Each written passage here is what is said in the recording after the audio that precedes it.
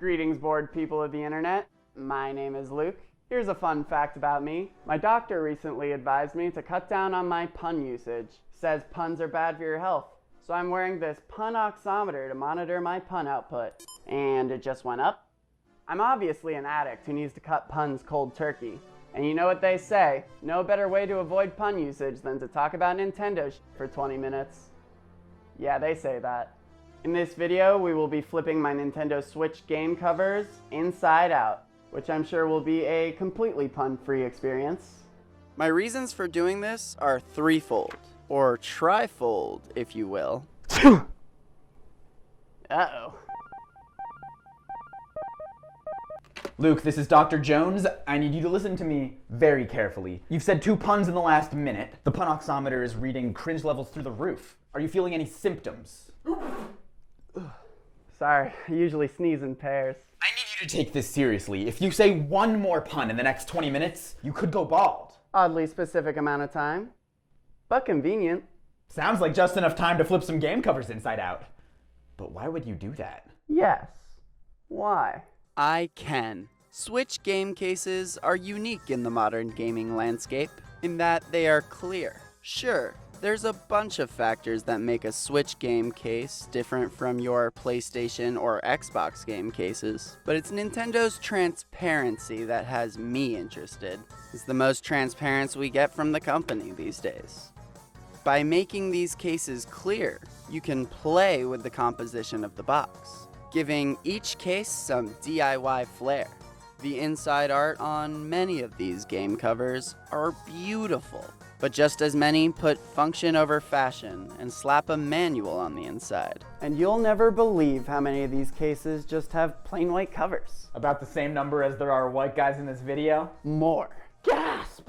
I want to see the ratio of game covers that I like to look at to ones that make me regret my life choices. Am I collector's editionifying my game shelf by bringing new attention to the inside cover art? Or am I going insane trying to find ways to kill time on a Saturday? Yes. But would you like to know how to flip your Nintendo Switch covers? No. What if I said I'd stop using puns for the rest of the video? Well, I am on my lunch break. You have to do it. For my health. Did you just weaponize your well-being against me? That's kind of... I don't condone my audience to do it. That's not the same thing. So you'll let me teach you how to flip your game covers inside out? Fine! Since this is a niche idea, I figured I'd share with you how to do this at home. I've done this a couple times now, and what I find is the process gives each game new personal value. If you're flipping the cover of a game you already own, you start thinking about your time with that game. And if you just got a new game in the mail, it's a way to build hype before hitting start. I equate it to that feeling you got reading a game manual back when developers gave a shit about those. You know, those ones with a lot of personality and charm? They always got my imagination running and put me in the mood to immerse myself in the game world. Taking the time to flip these covers, to look at all aspects the distributors deem important to put on the front and inside covers, sparks the imagination in a similar way. Okay, I don't have a Nintendo Switch exactly, but I was able to dig out the hospital's PS3 copy of Assassin's Creed Black Flag. Will that work? You're my pediatrician. Are you letting kids play M-rated games? Why wouldn't I let a kid listen to music? The M rating is for people 17 plus. You mean M doesn't stand for music? Well, this game beat Sea Shanty TikTok by like 7 years. See, I'm hip. Please stop saying C. Restrain yourself. Oh, come on. We're talking about pirates here. The 7 Seas? It's right there. Focus, man. How do I get Edward Kenway's smug grin out of my face? I'll tell you how. We're gonna start here with a quick how to flip these game covers. And then, if you stick around, we'll get into the meat and potatoes of the video, which is the before and after on my Switch game collection. That's what everyone wants to see. But first, let's get flipping. So this is a pretty easy thing to do. Just pop it open your game case and slide the sleeve out, as so.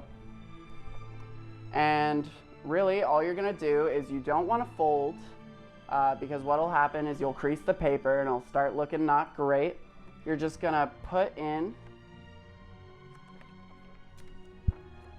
you're gonna slide in.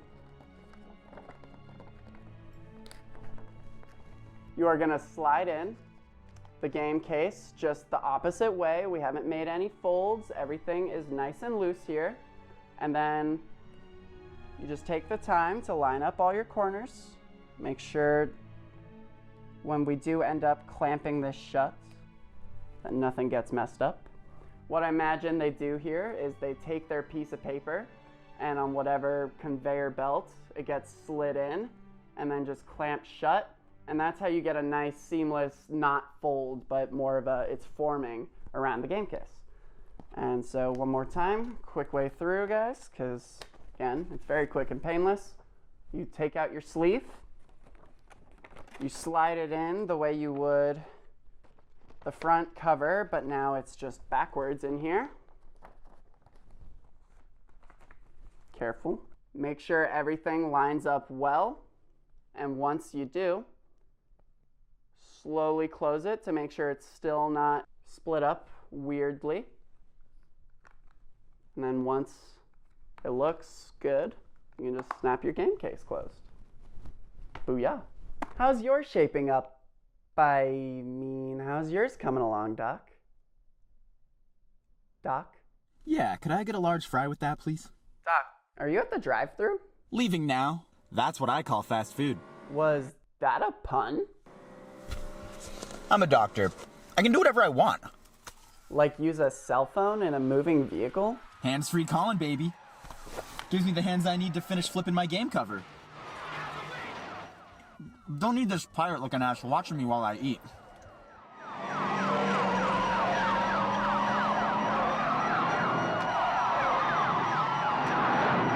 You can't possibly think you can do all that while driving. Pull over. I am trained to work with precision in unpredictable environments. While I wouldn't suggest you engage in such levels of multitasking, I think I'm more than capable.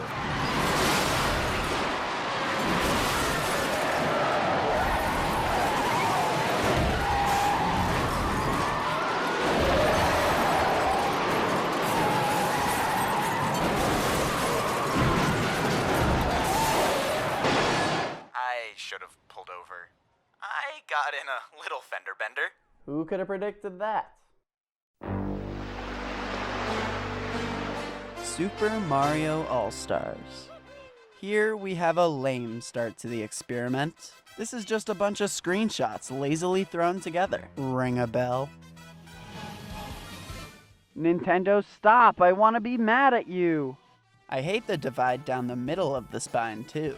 It doesn't work as an outside or an inside cover because of that, and looks especially bad on the game shelf. Just keep staggering the images, guys. This looks like a printing error. And now I'm going to put the same amount of effort Nintendo put into this game and move on. Super Mario Odyssey. Mario Odyssey has such a great front cover already. I was nervous to flip this one. I was pleasantly surprised to see we get a lyric sheet to Jump Up Superstar, and a Polaroid image of Mayor Paulina, consistent with the Polaroids on the front cover. Here, Paulina's picture still only sits in the middle ground, but has a lot more room to breathe. This is a great front cover, and of course the orientation forces Paulina to the back of the box. Paulina, how could they do this to you? If this case were mirrored, it would be better, but then the cover wouldn't work as an inside cover. This case is unfortunately a fail for my purposes. I do like the red background though. Pikmin 3 Deluxe. The game art on display here is absolutely stunning and evokes the style of those claymation cartoons they made to promote Pikmin 3, minus the mation. There's Pikmin on all sides of this cover, and they're all hiding amongst the grass. Not only is this thematic to the game world these microscopic creatures inhabit, it also creates a balanced cover without having to be a perfectly balanced image. There is symmetry here, but it's subtle. Xenoblade Chronicles, Definitive Edition. This case was so close to being awesome. If our characters were placed on the right side, this would become your front cover, and this the back. It highlights this idea that inside covers exist as both 1 and 3 faces, and that should be put into consideration when designing your covers. While the outside has 3 faces for you to design around, the inside offers you the ability to also design something around 1 face. That's why a beautiful art spread like what you find on Xenoblade Chronicles works as an inside cover, but as soon as you divide it into 3, you're left to wonder if the devs messed up and put Shulk and Friends on the back cover instead of the front. This was made to be an art spread, but also to highlight our DLC characters and the destination of the DLC story. How I would improve this is make the cover read right to left, aka mirror it. That's how most Japanese writing is published anyway. So I don't think this change ruins the flow of the image. The direction you write a text is relative, and there is room for play. By simply mirroring the image, the characters would still be facing their goal on the inside cover, and we'd have a much more kick-ass front cover. Xenoblade Chronicles 2. Moving on to the sequel, and we have a perfectly average cover. It improves on the first Xenoblade cover by putting characters on the correct side, thank you, but there's only 2 of your party members on display here. Don't get me wrong, I like Tora and Poppy, but where is Rex, Nia, Drollmark? Pyra! That's who should be here when you're at this point in the game. I do like that they are interacting with this dino, but I'd also prefer to face them. Tora and Poppy draw much more attention than the creature, and so I think this cover would be much more effective if we faced the action. Not much else to say here. It could be a better inside cover turned outside cover, but it could also be worse. I just wish the actual collector's edition of Xenoblade wasn't so expensive, oh my gosh. The Legend of Zelda: Link's Awakening. With Link's Awakening, we have the same problem and resolution as Xenoblade Chronicles. But here, it works a little more because Link is in a position of vulnerability. The egg, his respite. For Link to awaken, he has to get here. Not to mention that Egg Mountain here is much more visually interesting than this town from Xenoblade. So yeah, I don't care that Link is forced to the back here. I don't love that the mountain gets a little cut off, but that's about all I can find to complain about. Donkey Kong, Tropical Freeze. They plan to make this cover flippable. Isn't that nice of them? The outside cover services the alternate version of the game box. In the top corner of the real front cover, you have Now with New Funky Mode teased. When you flip the cover, Funky becomes the star of the box. There's a nice consistency across the 2 covers. They even made the effort to give the inside spine the standard red border. The back cover is also primo. A couple cases you'll see end up using this screenshot technique, but here they put each image in a Polaroid and stagger them down the cover with various in-game assets filling in the negative spaces left over. Funky is in each shot and is all over this cover, really selling this as the funky version of DK Tropical Freeze. Donkey Kong Tropical Freeze for Wii U? That's a baby's game, but Funky Mode. Now this is a much more mature outing. Not an E rating in sight. Instead, we get this barrel that says funk. I see a trend with these definitive ports where they heavily market the new aspects of the game. Xenoblade is the DLC, and here, it's Funky Mode. Bayonetta 2. I hope most game collections do what Bayo does.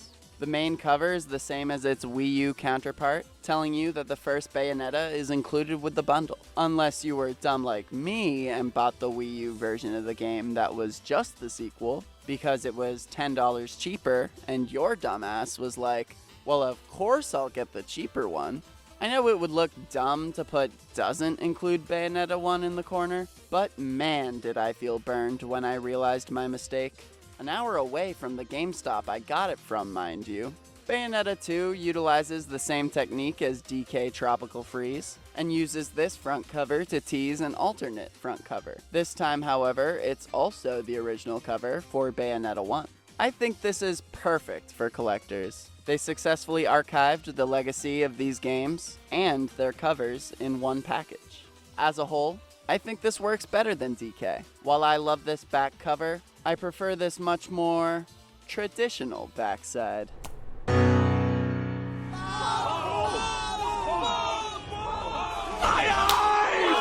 Luke, you barely made it halfway through your game pile. How could you give in so easily? Hey, I'm not the one who decided to make Bayonetta absurdly sexual. I just continued to sexualize her. And now that I have no hair left to lose, there are no consequences for me using puns the remainder of the video. I'm back, baby. And this baby got back. You get all the same boring text you would on a game's bottom half, but you might care more here, because instead of all this garbage, they print a download code for Bayonetta, already used. Please don't care that much. The two halves mirror each other well. If you want to flip just this game, you could. It goes to show you that the devil is in the details. It feels so good to use puns again.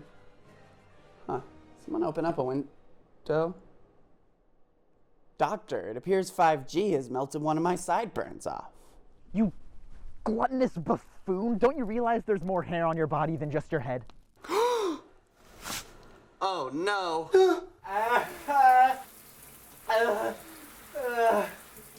I'm a baby seal. I suppose it will only take one more pun to finish the deed. Luke, you must stop the puns. Who was that? You can't say one more pun. You've killed my dear sibling follicles with your low-hanging fruit humor. But I'm about to save so much money on shaving cream. It's not like shaving. That is a manly warrior's death for us. But this, what you're doing, it's just cruel. Please, I beg of you, spare us. You know what? I gave up on my earlier conviction to quit puns. I thought they only affected me. But now that I see the greater implications this has on my body, I am rededicating myself to the cause. I'm done, Uniburn. No more puns. Yay! Huzzah! Platinum Games, Astral Chain. Astral Chain works either way you orient it for different reasons. As an inside cover, a beautiful juxtaposition is created between the brother and sister, using the easily recognizable red and blue, warm and cool, good and evil. This cover emphasizes the duality of their relationship, and this isn't lost as a front cover. It's merely a different representation of the same idea. As one image, these two are two halves of the same person. As a front and back cover, they are two sides of the same coin. I also like that we don't lose too much of the face on the middle border. They manage to fit it in a pleasing way and is easily recognizable on the bookshelf. I also just want to comment that the normal cover art for Astral Chain is pretty cool. SplaTWOn 2. I'm gonna be honest with you guys. This one is my favorite. It's an alternate cover like Donkey Kong and Bayonetta, but adopts the grungy, spray-painted, street art aesthetic of the game. This looks like a straight-up movie poster, or maybe a zine. Our red side border is swapped out with a SplaTWOn pink, and the Switch logo traded out for the SplaTWOn squid. The front cover shows off Salmon Run, a fun mode unique to SplaTWOn 2. This makes sense since SplaTWOn 2 came out so close to the original. They want to market the new here. The back cover has the title, but I don't mind that in this instance. It makes sense why they'd put it here for the inside cover. And since something is titled on the front, you could flip these either way, and I'd still like them. The orange and pink of the two covers also complement each other extremely well. The four main colors of the SplaTWOn franchise are pink, green, purple, and orange. Pink and green get the spotlight with a lot of SplaTWOn merchandising. The choice to use more purple and orange give this case that special feel while still making it recognizable to players. Super Smash Bros. Ultimate. Once we flip this game cover, we are reminded of this experiment's shortcomings. The Smash roster is even across both sides, but the phrase "ready to fight" is split up by the three faces. Ready to fig? H, man. T? This phrase is all figged up, and you can't even say this is the whole roster with DLC. So this one is a dud. I sure hope they do better with Ultimate. Mario Kart 8 Deluxe. Mario Kart 8 Deluxe's outside cover is perhaps the best in the series. Look how they put the Mario characters on N64 Rainbow Road. This is a front cover made to catch the eyes of fans. It's the people's Mario Kart, except that distinction belongs to Mario Kart Wii. If you disagree, fight me. 64 tracks, aggressive items, GameCube controllers. To this day, Mario Kart 8 Deluxe is the top-selling Switch game, selling 1.2 million copies worldwide in its first 3 days. That's 0.03% of its total sales as of the end of 2020. That is a small percentage. This thing is the secretariat of Mario Karts. It's got speed and stamina. And this case is so good, so Mario Kart, so Nintendo, take my money. Flip it inside out, bad. I hate that the text and Joy-Con grip are split by the border. Horrible use of space. As far as control guides as an inside cover go, which there are a couple of Switch games that do this, this one is pretty bland. Taking the design philosophy of the Mario Kart we know and love, make it white and empty. It's just so bland, especially when you pervert the game box like this. Not even Mario's red and blue can liven up the image enough for me to care. I say that, and I'm now realizing that's why they made the Joy-Cons those colors. Comment if you're dumb like me and didn't realize this design choice for this 4-year-old console. Or roast me. Pick your poison. I'm just excited for people to interact with my video. Kirby Star Allies. Kirby is how you do a control guide on the inside cover. It's simple, and all the images have a flow to them. Our title character is all over the place here, doing the actions each button performs. If your friend picks this up and confuses it for Mario, don't say yes to their next question. Hey, is this Mario? Also, can I use your car? You are drunk and or blind. NANI? Both, Mario Maker! Also, yes. We have separated Joy-Cons so that when we turn this into an outside cover, we're not breaking a defenseless Joy-Con grip in two. Mario Kart 8, take notes. Puyo Tetris.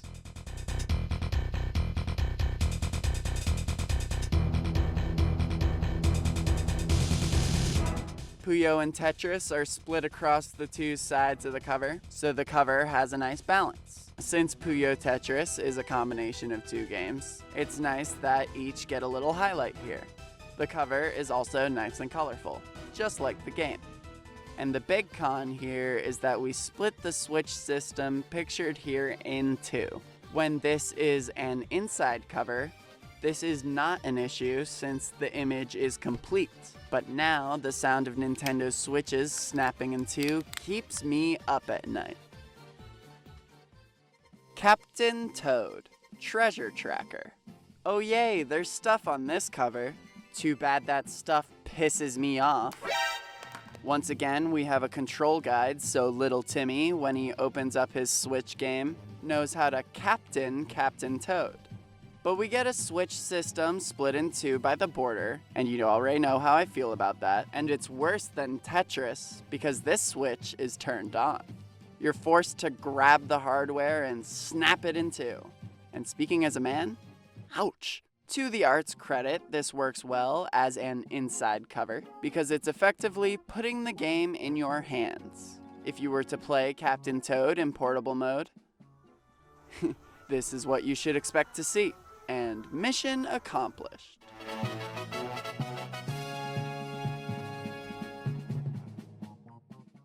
Pokemon Sword and Let's Go Pikachu. The Pokemon games are straightforward. They feature maps of their regions.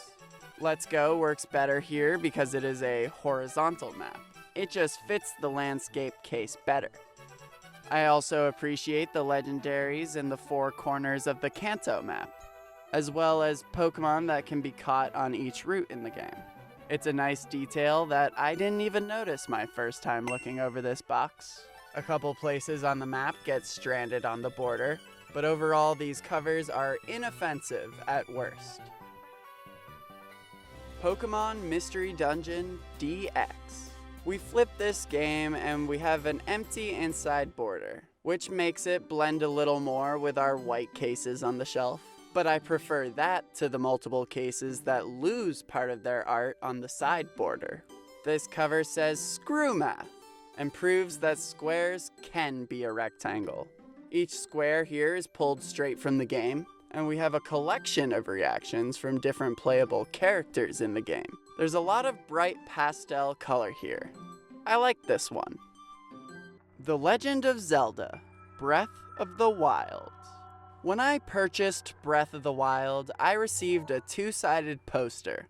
This game case is essentially that poster, and of course this side was the one I hung up. Link is scaling a great cliff with Hyrule far below.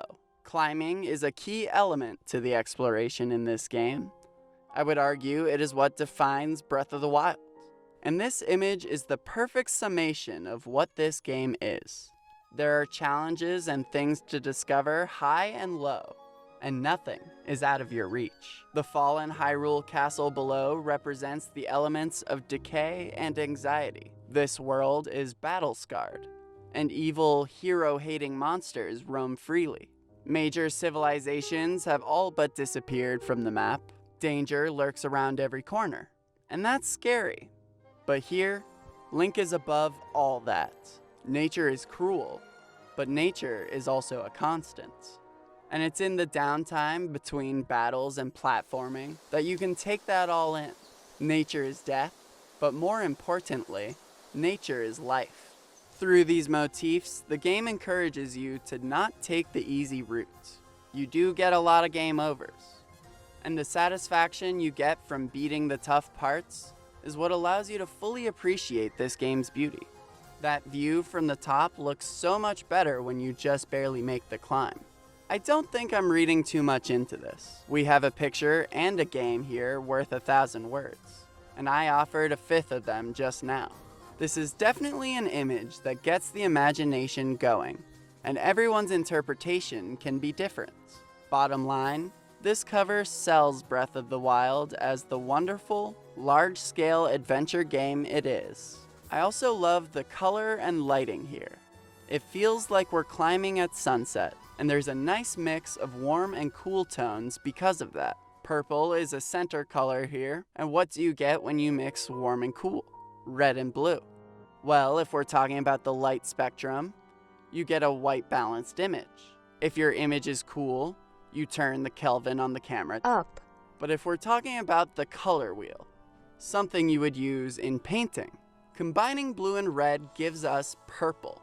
I know we're looking at a cel-shaded photo here, but I think the intent for this box, and for Breath of the Wild, is to look like a painting. This is gaming as art at its finest, folks. And the designers here use that painted aesthetic to their advantage by implementing purple as a root color.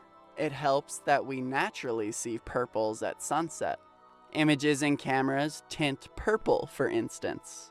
And now that we have our purple base, we have room to balance the red sunset and cliff face with Link's blue tunic and the blue-green terrain below.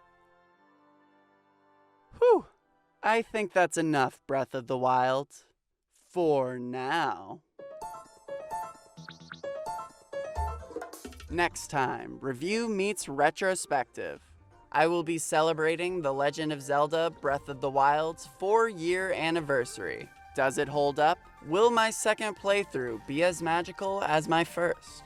Because I'm sure you can tell by how poetically I talked about this game's cover art, my first time with this game was magical.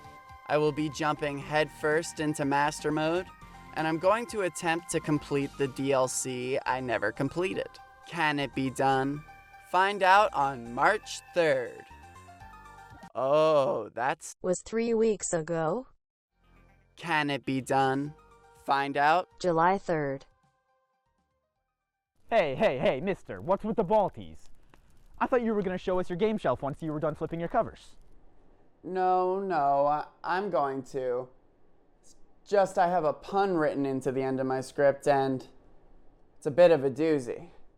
Luke, if I learned anything in our time together, I learned that a shameful death isn't so shameful if it's in the name of sacrifice. I will take the hit for you.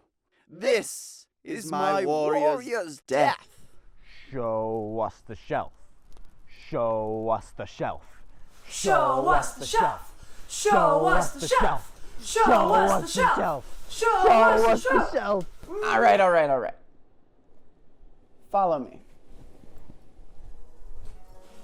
9 games look great after being collection edition-ified, patent pending. My favorites are Breath of the Wild, Astral Chain, Donkey Kong, Bayonetta, and SplaTWOn 2.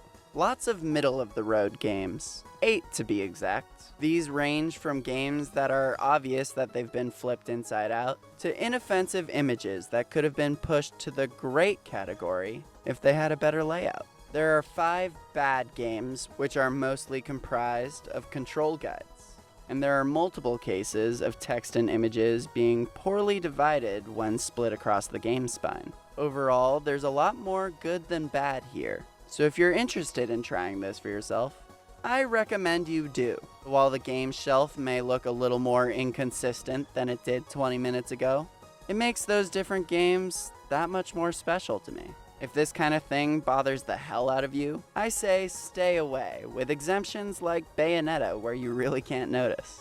Ha! Hell, Bayonetta. Oh, I was wrong! This is a horrible way to go out! Now that is what I call a sideburn.